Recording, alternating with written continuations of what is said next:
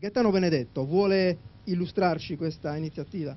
Ma in realtà è che naturalmente trae spunto dalla manifestazione di oggi. In realtà è una specie di giornale dei sogni, nel senso che ci sono una serie di notizie che noi prima o poi vorremmo leggere sui giornali e che invece tardano ad apparire. Ad esempio il fatto che siano veramente vietate le bocche di Bonifacio alle petroliere è una notizia che tarda ad apparire. Il fatto che in Sardegna si faccia il parco del Gennargentu, visto che se ne parla soltanto dal 1930, è una notizia che tarda ad apparire. Il fatto che l'isola, che ha mantenuto in maniera più integra il proprio sistema costiero, con il 73% delle coste ancora salve sostanzialmente, tuteli questo patrimonio, perché la gente viene in Sardegna per vedere i costoni rocciosi, per vedere le coste per come sono e non per vedere le case come ci sono dappertutto, e per cui ci sia un sistema vincolistico che impedisca ulteriori speculazioni sulla costa, forse è una notizia che tarda ad apparire.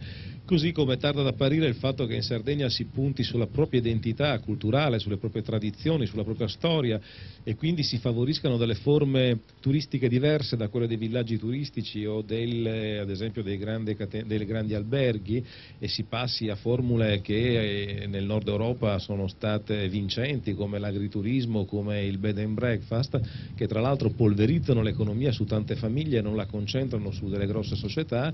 È una notizia che noi non leggiamo e vorremmo prima o poi vedere. Così come vorremmo vedere una notizia simpatica, abbiamo messo in ultima pagina ma ci tenevamo molto, che il mirto vince il limoncello, che è una di quelle cose un po' strane, ma se il limoncello ha spopolato commercialmente, perché il mirto non può fare altrettanto?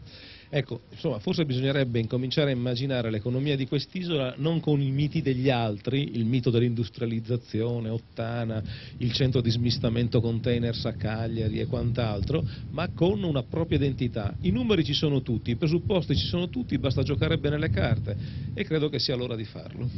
Bene, grazie Gaetano Benedetto. Quindi il giornale dei sogni, noi ci auguriamo diventi al più presto il giornale della realtà.